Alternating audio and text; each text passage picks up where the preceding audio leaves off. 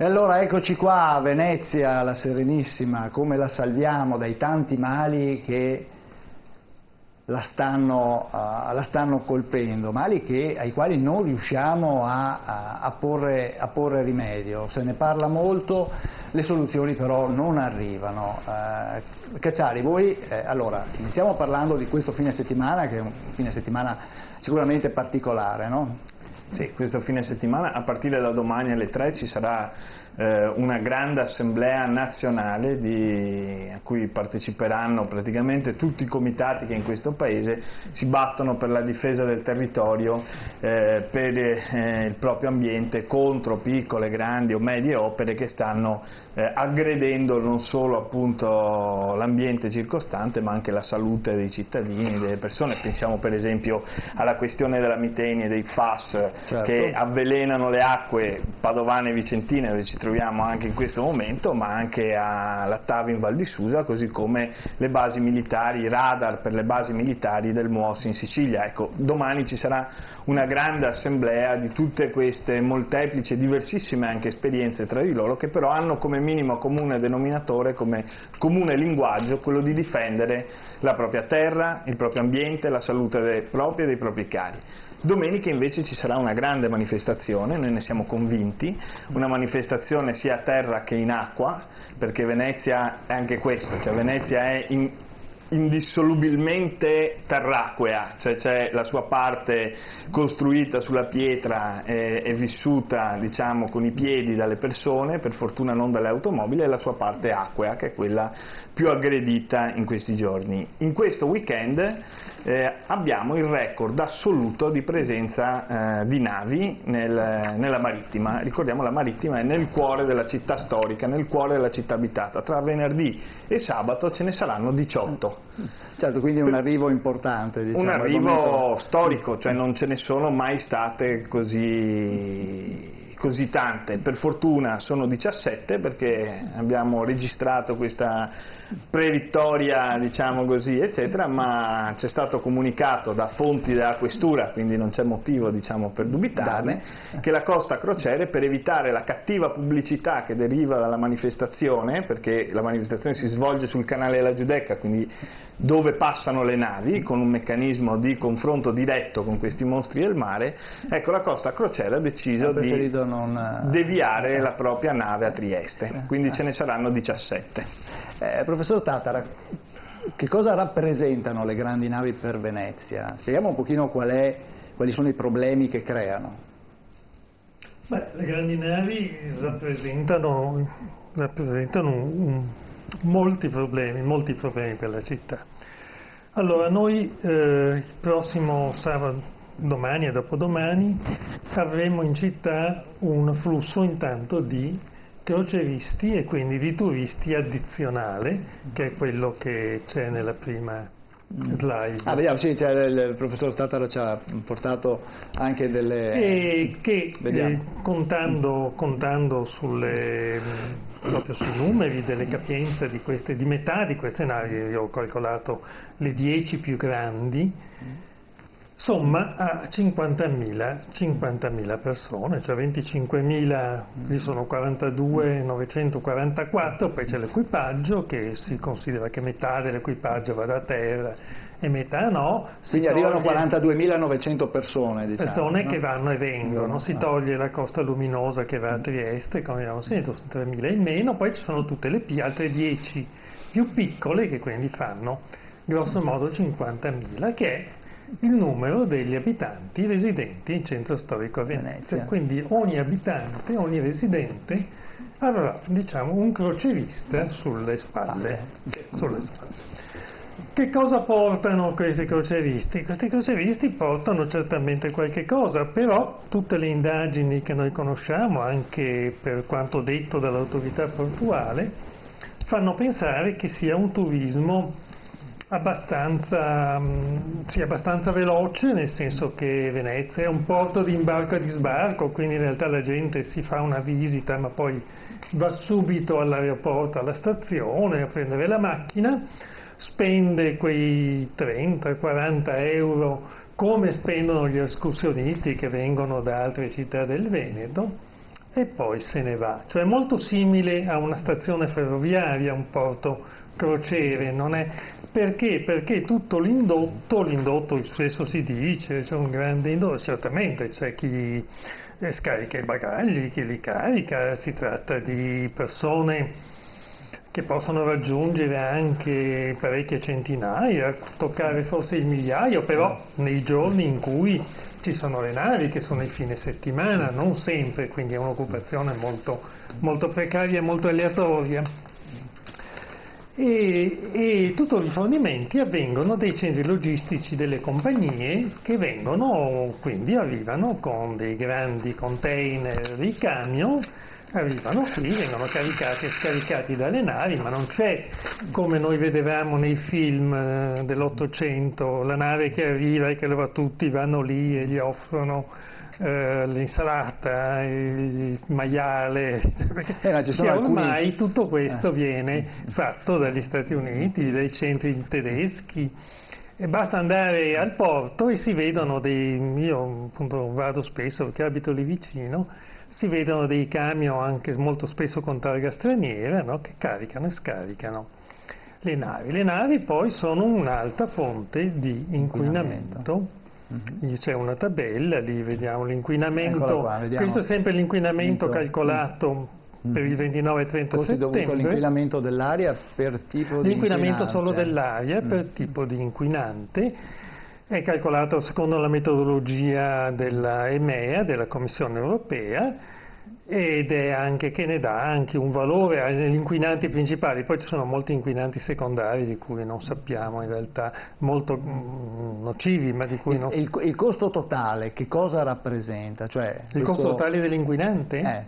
Cioè è un costo dovuto alle valutazioni che vengono fatti dei danni di questi inquinanti, che sono dati sostanzialmente dalla morbidità che determina la vita umana. Cioè se si riduce la vita di 6 mesi o di un anno, questo è un costo che va tenuto conto. Se si va più in ospedale perché ci si ammala i polmoni, questo è un costo, ci sono visite mediche, tutti i trattamenti. Quindi diciamo c'è i costi una metodologia dovuti alla ricaduta dell'inquinamento. Abbastanza sofisticata su tutti questi Ecco, poi c'è quest'altro, costi dovuti all'inquinamento dell'aria per tipologia di navigazione. Va bene, questo è meno, sì, c'è lo stazionamento, il transito e la crociera, si vede che i carburanti puliti hanno ridotto gli ossidi di zolfo durante lo stazionamento, specialmente perché si usano carburanti puliti quando le navi sono ferme, ma non per esempio gli ossidi di azoto né molto meno le polveri.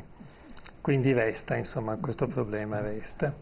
Se noi confrontiamo appunto se lo paragonassimo all'inquinamento da traffico veicolare, diciamo, ad esempio, si può fare una comparazione? Ma la comparazione che ARPA aveva fatto l'ha fatta con il cementificio e si vede appunto, ha presentato dei grafici dove si vede che noi avremmo 5 cementifici che lavorano a Santa Marta e che contornano la città di Venezia e che lavorano sabato e domenica. E quindi sarebbe come noi avessimo 5 fabbriche che producono cemento a 100 metri dalle nostre. In comparazione con le auto, si pensa che una grande nave, hanno calcolato una grande nave per il tipo di inquinamento, inquina come 10.000 automobili, quindi è come se attraverso Venezia passassero 10.000 auto e facessero quello che devono fare, ma le polveri delle grandi navi sono 100.000 perché sono 10 navi, 10 grandi navi. Ecco, quindi abbiamo un inquinamento che è mostruoso, ma soprattutto sono le nanopolveri. Ecco, diciamo che molta gente pensa che le navi quando sono ferme in porto spengano i motori. In realtà le navi tengono sempre accesi i motori. E questo, se noi dobbiamo pensare che è come vi dicevo prima, il numero dei croceristi è come la città di Venezia, è come i residenti. Questi residenti vivono in una città di ferro, questa città di ferro è poco paventata, poco isolata, quindi è tutta condizionata, ci sono i rifiuti vengono bruciati da inceneritori che non sono sottoposti alle normative per gli inceneritori dei rifiuti urbani, quindi sono molto più inquinanti e quindi è come una città vicina alle finestre però non regolata. E di questo noi sentiamo proprio anche olfattivamente la presenza delle grandi navi. Sì, Venezia è nata per altre navi, non certamente per queste che arrivano, quindi il problema è la gravità, una collocazione sbagliata della nave e soprattutto la necessità di creare un porto vero e non un attracco a una città che non può sostenere questo tipo di traffico. Certo, Boato, la soluzione è rinunciare alla crocieristica, cosa si può fare? No, in tutto il mondo, non a Venezia. I vecchi porti, man mano che le navi sono diventate più grandi, sempre più grandi, hanno spostato i loro porti verso il mare. Non hanno fatto solo i grandi porti Amsterdam, Rotterdam, Londra, New York e avanti. Miami. Ma l'hanno fatto anche i piccoli, che conosciamo benissimo, perché Monte Carlo ha fatto addirittura fare l'avamporto in Spagna e lo ha trascinato e fissato dopo. Con un mezzo l'hanno trainato, ma lo stesso vale per Marsiglia, lo stesso vale per Malaga. Voglio dire, l'Italia, Monte Carlo, la Francia, la Spagna, Malaga ha fatto un porto avanti di, non l'ho mai misurato, ma sarà un po' meno di 1 chilometro, uscendo dal vecchio porto verso il mare. Genova è andata verso Voltri e avanti così. Marsiglia il porto è Coccolo, è molto simpatico, il vecchio porto, però non c'entra nulla, perché ormai le grandi navi sono tutte fuori verso il Mediterraneo, uscite dal bacino, dall'interno bacino antico del piccolo porto. Vuol dire, qualunque nave è stata man mano, prima meno, poi adesso ormai tutti i porti, siamo l'unico caso che vuol fare di tutto per tenersi in una situazione impossibile, adesso 2 parole fra un attimo, dentro la laguna, mentre tutti, ho detto tutti, dai piccoli, i medi ai grandi e ai grandissimi, tutti i porti hanno portato fuori le grandi navi.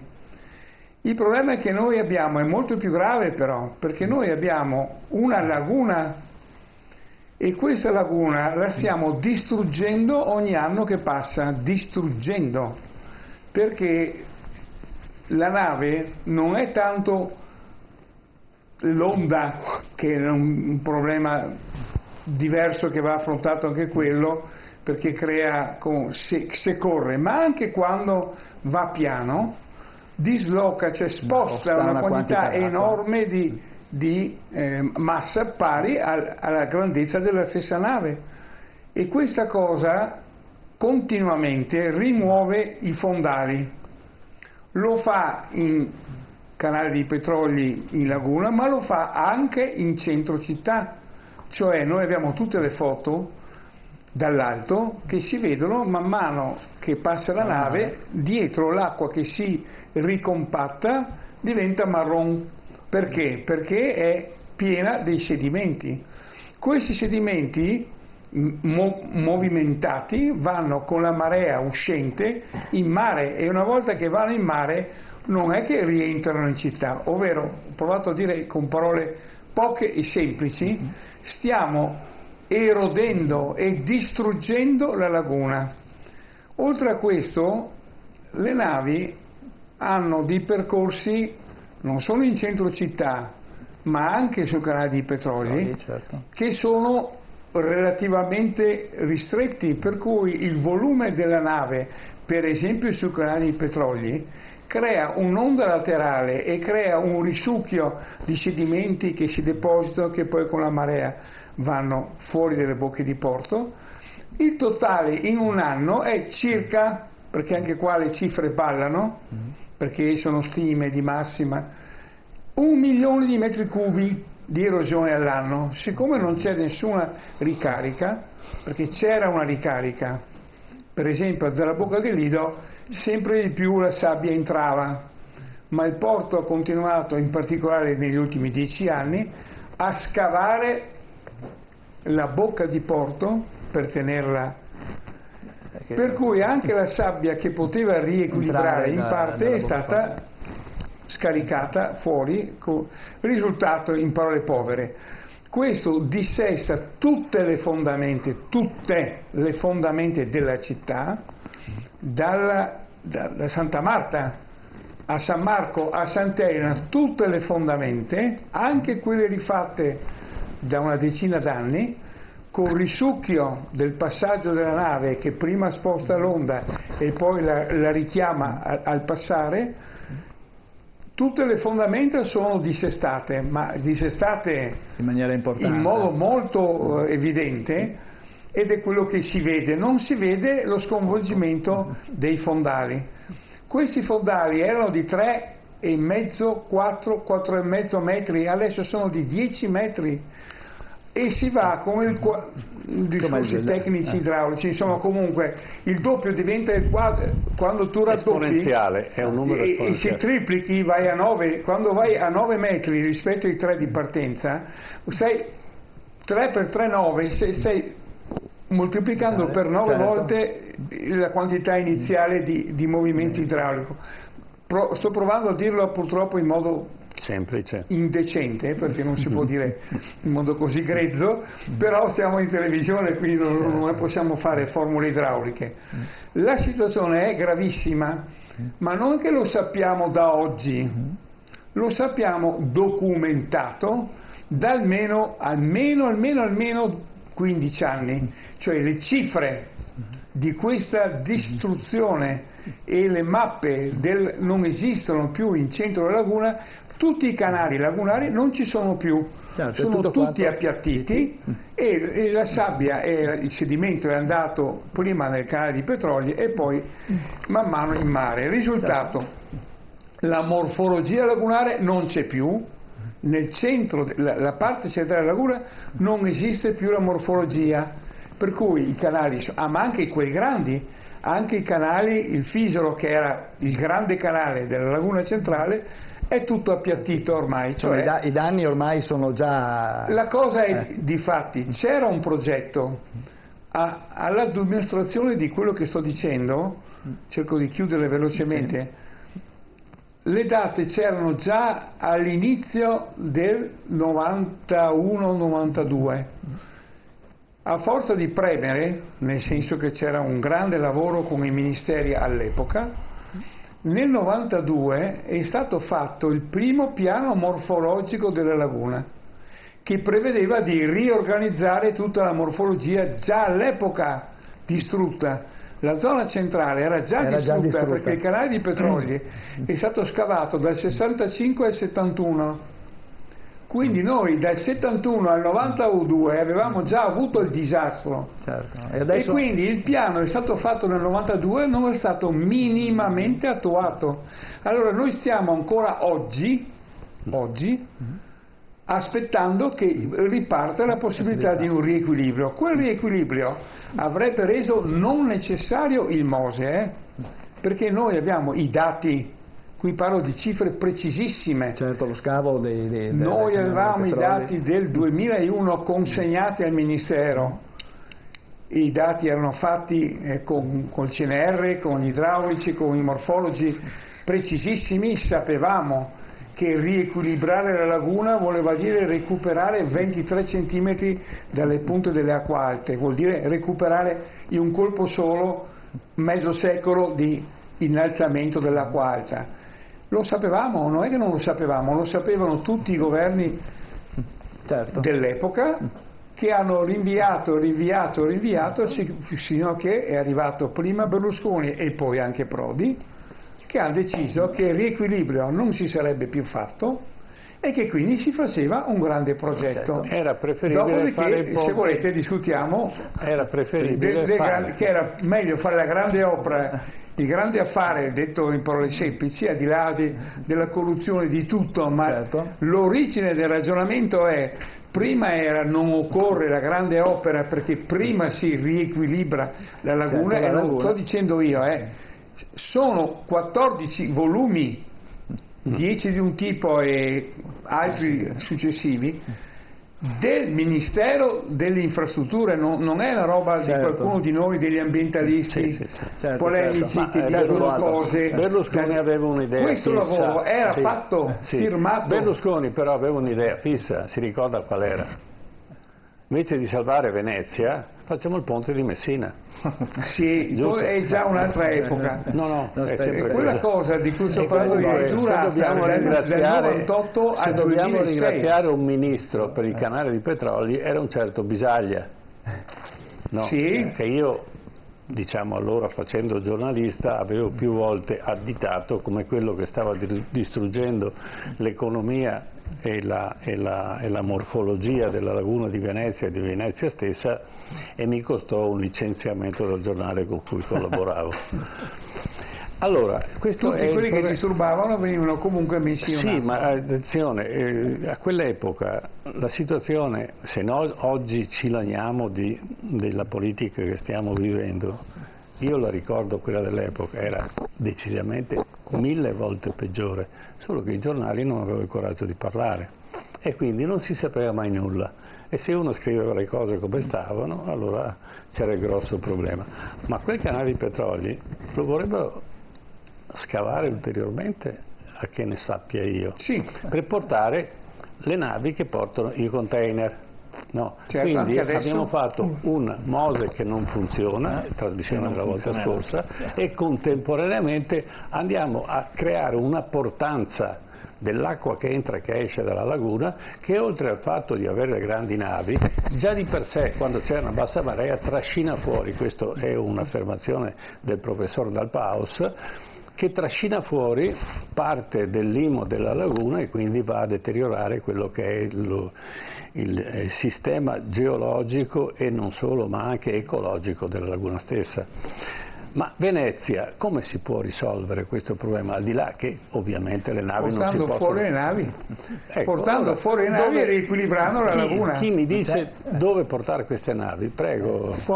Fuori dalla laguna. Allora, avete già un'idea, un progetto? Ci sono più di progetti. Ci sono più progetti, ci sono più idee. C'è un progetto in particolar modo che è più avanzato degli altri, che insomma ha già una sua struttura progettuale già sul tavolo del Ministero dell'Ambiente ormai dall'anno scorso. Tra tutti i progetti presentati è l'unico che ha superato le forche caudine della Commissione di Valutazione di Impatto Ambientale Nazionale, e c'è un progetto, voglio dire, che è sul tavolo del Ministero dell'Ambiente che, qualunque sia il Ministro dell'Ambiente, fa finta che questa cosa non ci sia, si continua ad accanirsi su ogni soluzione possibile per tenere le navi lì. Come diceva Stefano un attimo prima, noi abbiamo assistito negli ultimi 2 anni in cui ogni 6 mesi qualcuno si svegliava come se costruire un progetto per un porto fosse un esercizio da bar,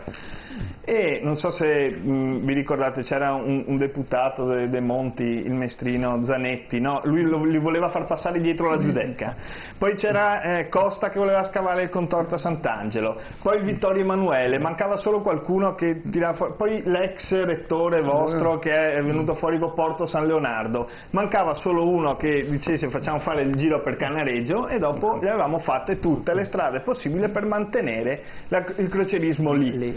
L'unico progetto vero, perché anche quello uscito dal comitatone del 7 novembre che parla di Marghera, a proposito di buon giornalismo o di cattivo giornalismo, lì non c'è stato un giornalista, almeno di quelli nostri locale eccetera, che abbia letto il documento uscito dal comitatone. Hanno tutti letto il comunicato stampa dei ministri, ma nessuno il documento che hanno firmato.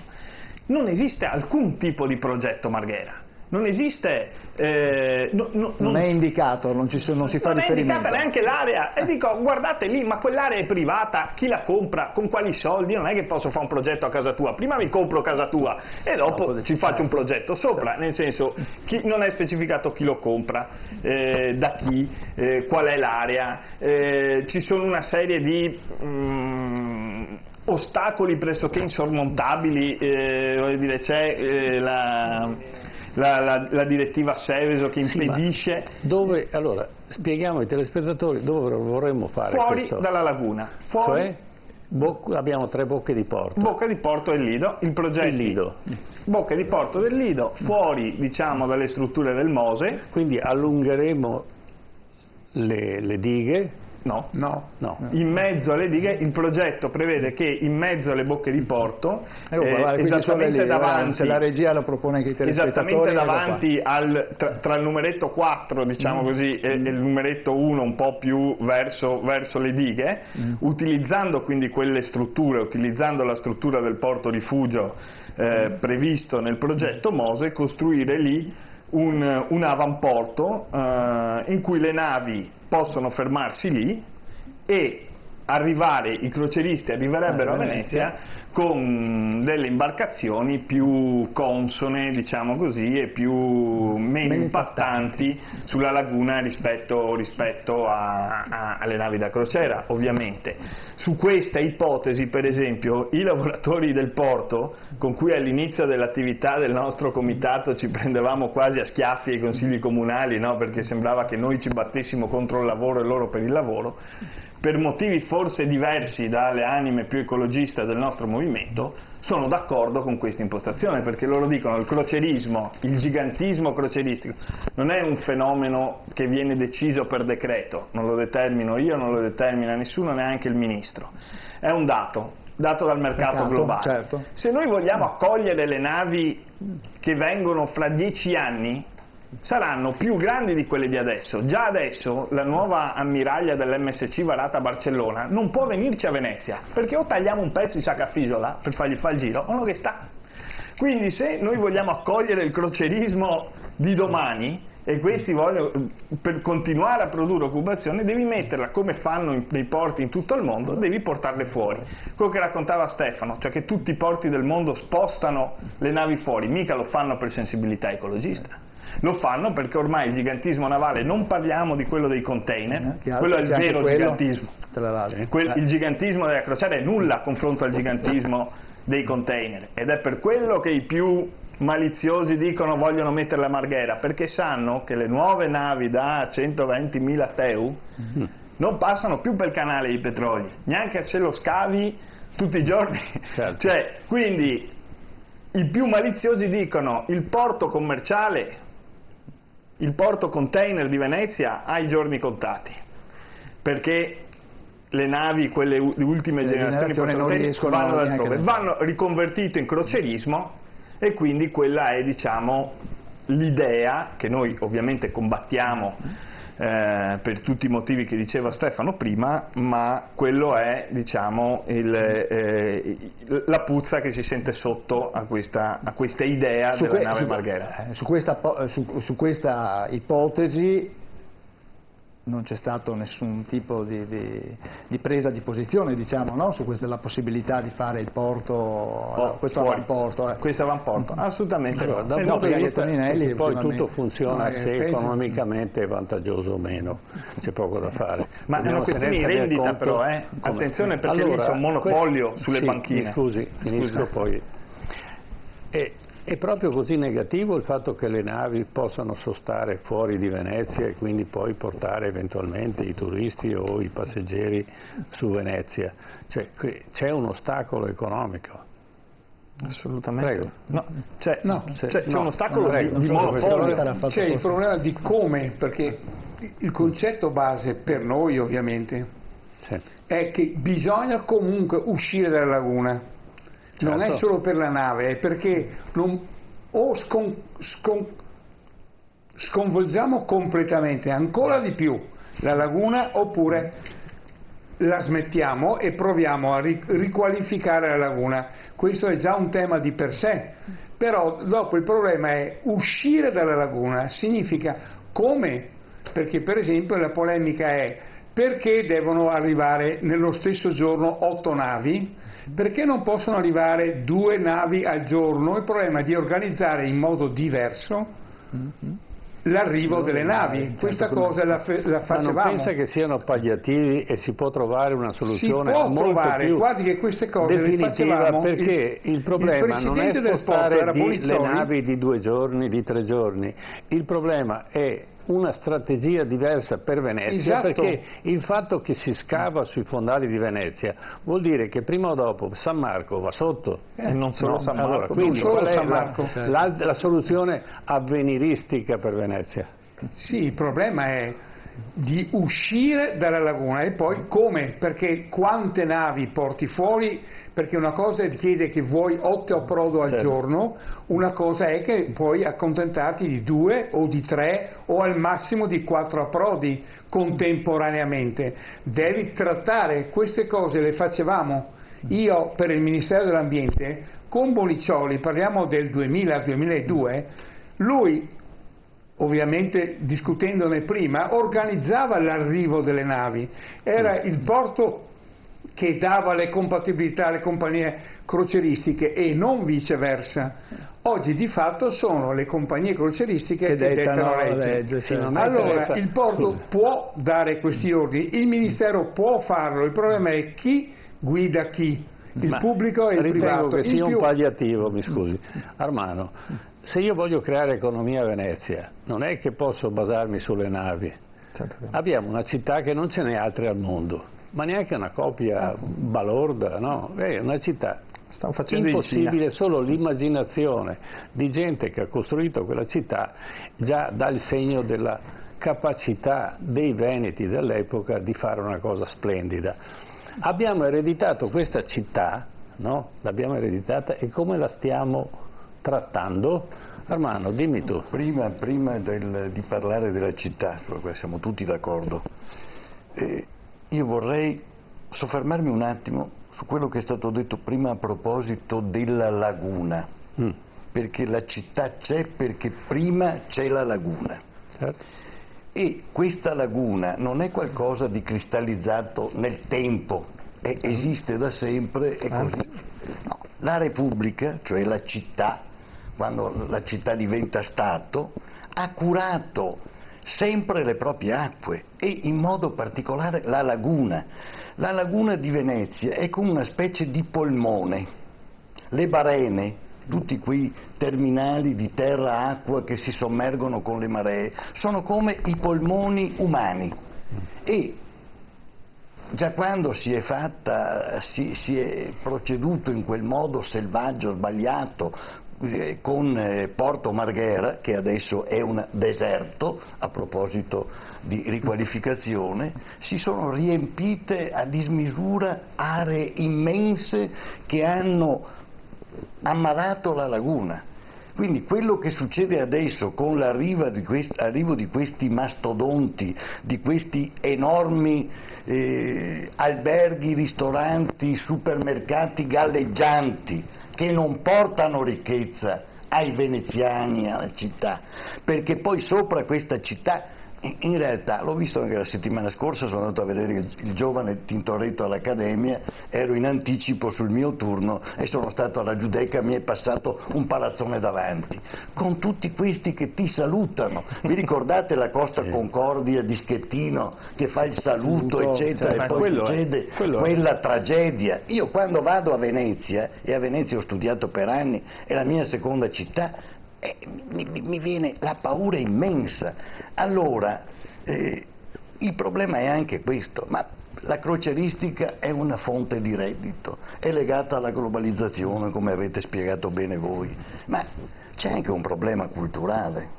Questi non scendono, dormono, mangiano, comprano nei supermercati interni, nei casinò interni, perché dentro in queste navi è come un Luna Park stratosferico, Disneyland. Ma che cosa capiscono di quello che vedono da lontano?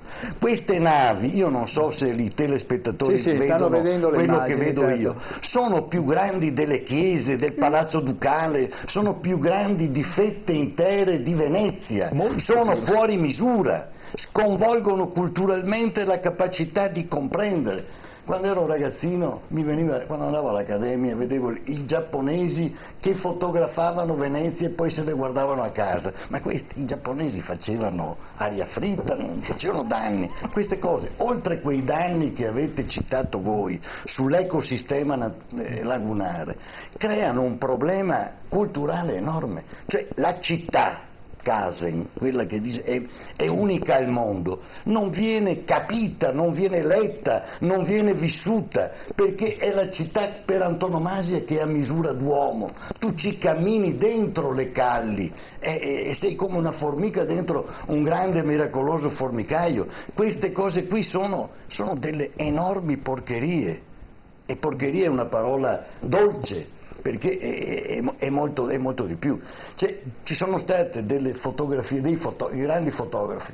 Berengo Gardin ha fatto un servizio alla lotta contro queste grandi navi, queste enormi porcherie. Vedete, io sto vedendo la grande nave di fronte all'isola di San Giorgio, che ha messo in contrasto questa mole artificiale enorme con le case piccole, la storia di Venezia. Quindi Venezia viene cancellata anche come identità culturale se questo è il turismo delle grandi navi. E a proposito, un'ultima cosa di Porto Marghera. A me è venuto in mente qualche anno fa, 2 o 3 anni fa, Stefano, non so, ho visto sui giornali, ho anche scritto un pezzo per la Nuova Venezia, perché Venezia è la mia città, ci sono stato perché ho fatto l'accademia, perché sono stato in consiglio regionale, ma io penso a alcune cose pazzesche.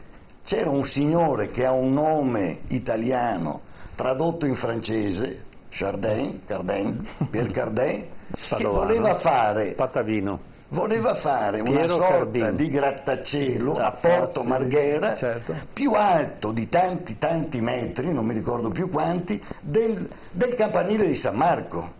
Quindi c'è stato chi ha detto, il presidente della regione Veneta Zaia e il sindaco di allora, che eravamo di fronte a un nuovo Lorenzo il Magnifico. Allora finisco per dire che Venezia intanto non è solo degli amici veneziani e di tutti noi, del Veneto e del paese, e questa questione delle grandi navi è emblematica, certo, rispetto a tutte le altre questioni che ci sono sul nostro paese. Io non sono d'accordo su tutto il no alle cosiddette grandi opere, lo devo dire con grande nettezza, però questa questione di Venezia è una questione europea e quindi va coinvolto il più grande numero di persone, da coloro che vivono con il turismo a Venezia, dagli abitanti che sono rimasti lì a combattere con i trolley che gli spaccano le gambe, però sono di tutti, dei lavoratori del porto, di Venezia come grande macchina culturale che ci fa pensare alla trasformazione del mondo. Sì, allora, Venezia, io lo scrissi negli anni, fine anni 60, inizio anni 60, si sta trasformando allora come è oggi Pompei, no? È un museo a cielo aperto, ci abita ancora un po' di gente, ma credo che questo sarà con un netto decrescendo della popolazione, e poi resterà che il turista arriva a Venezia e fa quello che vuole. Allora, c'è un progetto o si viaggia alla giornata? C'è un progetto economico in una Venezia da gestire in maniera alternativa? Seconda cosa, Venezia può essere solo un ricettacolo di un turismo mordi e fuggi, oppure si possono inserire all'interno di Venezia delle aziende che possono funzionare, perché oggi le aziende che rendono di più sono quelle della rete. E quindi più di Venezia, quale città tranquilla, con la possibilità di gestire una rete che va in tutto il mondo, e la tecnologia che non è inquinante in nessuna maniera, può essere una sede di Venezia. La seconda provocazione. Il progetto non può esserci, Casem, perché manca la qualità della politica. Sì, volevo far intervenire anche te. Ma non possiamo sempre, abbiamo già cominciato a dare qualche calcio su di dietro ai vecchi politici che tentano di rinascere, perché sono come Giano Bifronte, sono come Io dico, possiamo proporre e creiamo una cultura del cambiamento per Venezia, perché sì, io costruisco un grande centro di software a Venezia dove la gente sta bene e ci guadagna un sacco di soldi, ed è una città tranquilla e possibilmente non inquinata dalle grandi navi, ecco che io ci andrei a abitare. Se io a Venezia facessi una metropolitana, così evito tutte le barche inutili, poi ci sono quelle utili perché eccetera. Vorrei da voi delle proposte, delle provocazioni. Sentiamo anche il professor Tattara un attimo dopo. In realtà il progetto c'è ed è quello del frigorifero pieno, quello che il sindaco dice un giorno sì, un giorno no. Il frigorifero pieno, cioè prendere tutto quello, esattamente come viene con le crociere, prendere tutto quello che arriva senza chiedersi se il frigorifero è pieno di zucchine, è pieno di porcini, è pieno di aragoste, è pieno di qualsiasi cosa. Noi abbiamo visto quest'estate, abbiamo visto i dati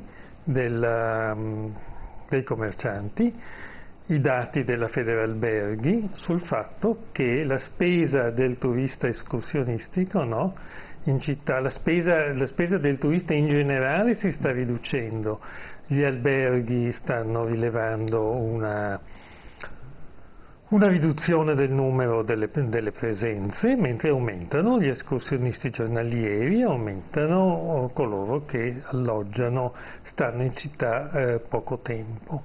E questo comporta ovviamente, se la domanda è stato studiato il fenomeno, quando il numero degli escursionisti, noi chiamiamo così i turisti che non pernottano, il numero degli escursionisti supera il numero dei turisti, cioè di coloro che pernottano, si comincia ad avviare un deterioramento dell'offerta. Cosa vuol dire? Che se la domanda è così veloce, così rapida, così diciamo in qualche modo tra virgolette povera, anche l'offerta ovviamente si adegua, per cui si vendono cose così che si comprano rapidamente, non si spende molto, eccetera. Ecco, e quindi c'è gli escursionisti hanno superato i turisti a Venezia 40 anni fa, mica ieri, ormai sono 2 volte tanto, 3 volte tanto.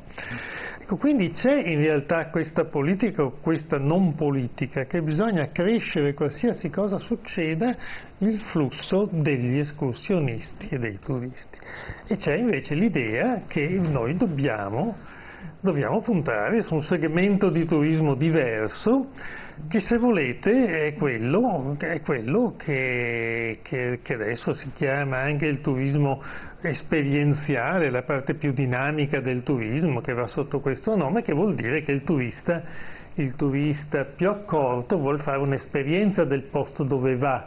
E cosa vuol dire fare un'esperienza? Vuol dire che vuol vivere a contatto con le persone che vivono, ma se di persone che vivono non ce ne saranno più, è chiaro che noi perderemmo la fetta più ricca e più dinamica, perché questa è la fetta più dinamica del turismo, è la fetta più ricca. E poi ovviamente c'è il problema del ringiovanire la residenza, e questo va insieme a una politica appunto della creazione di posti di lavoro e dell'immissione di giovani da fuori, perché è chiaro che con l'età media della popolazione di Venezia non possiamo pensare che la popolazione esistente ripopoli. Come attrarre la popolazione a Venezia?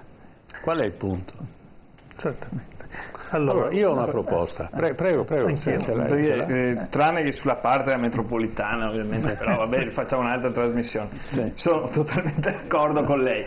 Cioè, il tema, al di là a monte delle grandi navi, qui le navi sono giustamente emblematiche, no? È la contraddizione più alta, ma lo scontro a monte è tra un'idea di città e invece un'idea di parco a tema, un'idea di grande semplicemente frigorifero pieno, eccetera. Un Disneyland, Veniceland come l'hanno chiamato. Sì. Cioè, è questa tra lavoro e rendita, non so come dire, perché se abbiamo poco a parlare del centro di software, se io adesso ho una casa perché magari l'ho ereditata mia nonna, e prendo 5.000 euro al mese se l'affitto a giornate su Airbnb.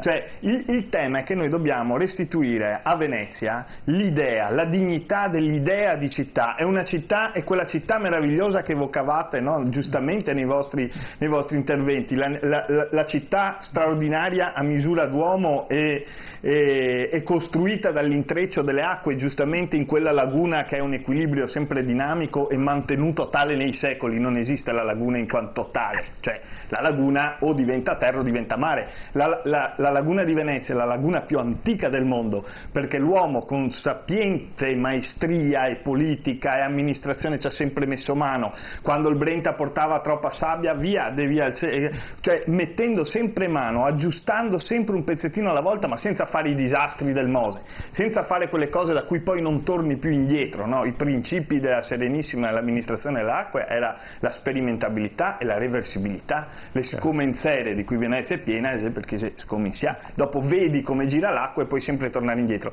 Ma il concetto è quello: noi dobbiamo ridare a quella città straordinaria la dignità di essere città. Per cui quando è una città, poi sarà sempre una città turistica, chi non viviamo mica sulla Luna, ci sarà sempre il mondo che la vuole vedere, ma se noi non coltiviamo il residente, per usare una metafora zoologica, non so come dire, l'unico antagonista al turismo di massa, cos'è il numero chiuso, ma dopo chiamiamo i caschi blu con i mitra, cosa mettiamo? I sacchi di sabbia sul ponte della Libertà, come fai? Cioè il punto è che l'unico animale antagonista del turista è il residente, cioè è il cittadino. Ed è lì che poi si diversifica la città, la serendipity cittadina della civitas deriva dai mestieri diversi, deriva dalle attività diverse che un'umanità di una città vera, non so, come Padova, come qualunque altra città, vedi che ci sono persone che fanno lavori diversi, no? Perché corrispondono a dei bisogni, a delle richieste, a delle domande diverse. Se noi facciamo solo il turismo, ci saranno solo bar da turisti, ci saranno solo affittanze turistiche, quindi è da quest'idea che bisogna ripartire, che tira dietro di sé per esempio la casa, il tema della casa. Faremo, spero, un'altra trasmissione sul problema della residenzialità a Venezia, che è un aspetto, perché se uno non trova una casa, noi siamo a disposizione. Se uno non trova una casa, come fa, no, a costruire vita, no? Come fa? Ormai, quando io ero piccolo, pur essendo più giovane dei miei colleghi, ma era lo studente universitario il demone, no? Era quello che veniva, si mettevano in sei nei magazzini, eccetera, eccetera. Adesso è il residente a non trovare più affitto, Cioè, tu vai in un'agenzia immobiliare e tu dici sono residente, non ti affitta mica niente, oppure vai a 5.000 euro al mese. Ma una persona normale, con un reddito normale, perché poi non riesce più a trovare le basi fisiche, no, per costruire la propria vita. Quindi è questo anche un po' quello che sta succedendo, perché poi chiudo, mi taccio la domanda sempre. Turistica ha drogato completamente tutto, ma io, e sono molto poco veneziano in questo, la retorica della Venezia che muore, della cosa, mi stomaca. Thomas Mann lo detesto, cioè non è così. Cioè, Venezia è una città che sta dimostrando una vitalità in quest'ultimo periodo, tra gruppi, associazioni, comitati di cittadini, il comitato Grandi Navi, molti altri, quelli che si sono trovati in piazza in questi anni. Cioè, c'è nella diversità di tutte queste anime, comunque c'è un senso civico molto profondo che vuole riprendersi una città da un Luna Park. Ecco, io credo che questa cosa avverrà. Lancio una provocazione. Venezia, e lo proposi ancora 40 anni fa, città punto franco, dove hai un'agevolazione sulle tasse e quindi le aziende possono entrare e fare la propria sede, e questo sarebbe fantastico, e allora creo un centro di interesse. Però se vuoi abitare a Venezia devi prendere la cittadinanza o la residenza a Venezia, magari, e tutto il resto, perché noi è giusto che stiamo a discutere, ma stiamo utilizzando Venezia nella maniera più becera, dove effettivamente non c'è un vantaggio per Venezia, c'è un vantaggio per quelli che usano Venezia per portare 3.000, 2.000, 5.000 croceristi che vanno a sporcare Venezia, ma Venezia non se ne ha nessun vantaggio. E poi, perché? Io sono andato a Pompei, ho pagato il biglietto, sono andato in altri musei e pago il biglietto. A Venezia puoi entrare e uscire come vuoi tranquillamente e puoi fare quello che ti pare. Allora, democrazia è una bella cosa, ma non crea economia. Venezia sta crollando. Chi è che tira fuori miliardi di euro per poter tenere in piedi i palazzi che ci sono, che naturalmente col tempo che passa hanno un decadimento che poi bisognerà affrontare successivamente. Allora, se non si crea un indotto alternativo al solito migraggio del turismo a basso costo, oppure, siccome nessuno ha ordinato a questi turisti, nessun medico ha detto se non vai a Venezia non guarisci, paghi 1.000 euro e puoi entrare a Venezia. Se pago 1.000 euro per andare in mezzo al mare, dentro una cassaforte, dentro dove mi spelano perché mi provocano per giocare piuttosto che andare in piscina, eccetera, mi gasano pure, no? Perché allora meno turisti qualificati. E se vuoi andare a Venezia lo devo desiderare, perché il problema è creare un desiderio per poter vedere una cosa che nessuno ha visto.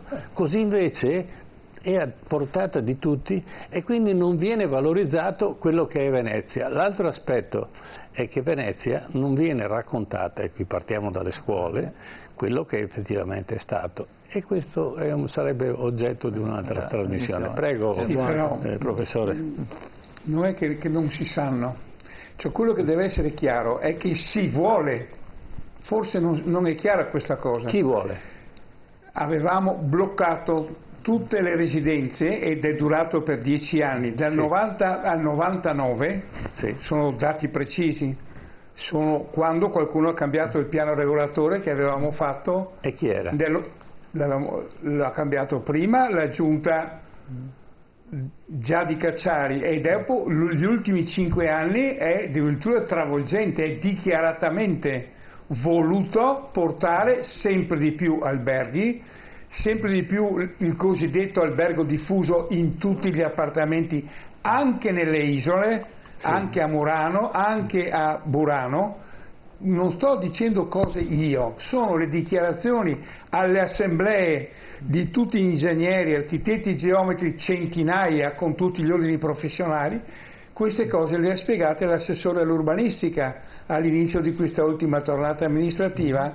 C'è una volontà di fare sempre più alberghi, quindi sempre più alberghi e sempre più alberghi diffusi, lo chiamano così, l'albergo diffuso. Anche persino in Arsenale, che stiamo disperatamente cercando di riportare la cantieristica, perché per esempio a Trieste la cantieristica di refitting degli yacht e di tutta la cantieristica di lusso, diciamo, rende moltissimo di attività di artigiani qualificati, ma bisogna decidere che invece di fare la manutenzione del Mose si fa la cantieristica, e abbiamo dei bacini.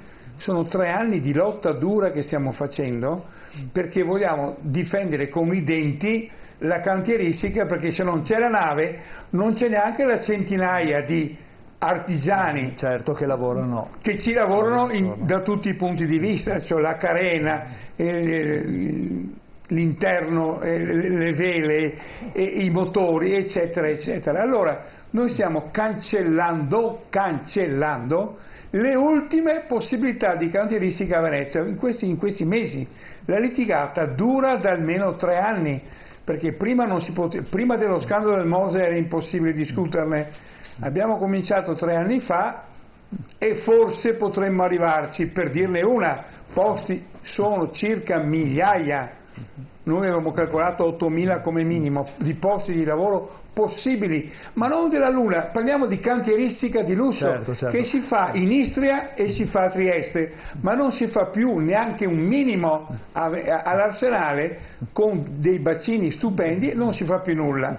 Lo stesso discorso vale per gli appartamenti, è un problema di mercato, ma è anche un problema di volerlo, perché se tu le norme che difendono gli appartamenti le togli e se tu teorizzi l'albergo diffuso e costruisci non 1, 2, 3, 5, 10, stiamo parlando degli ultimi 5 più 2, 7 nel giro, solo attorno alla stazione di Mestre. Certo, Allora, voglio dire, mi fermo qua, sì, perché... ma su tutte queste cose non possiamo parlare in astratto come se fossimo dei letterati.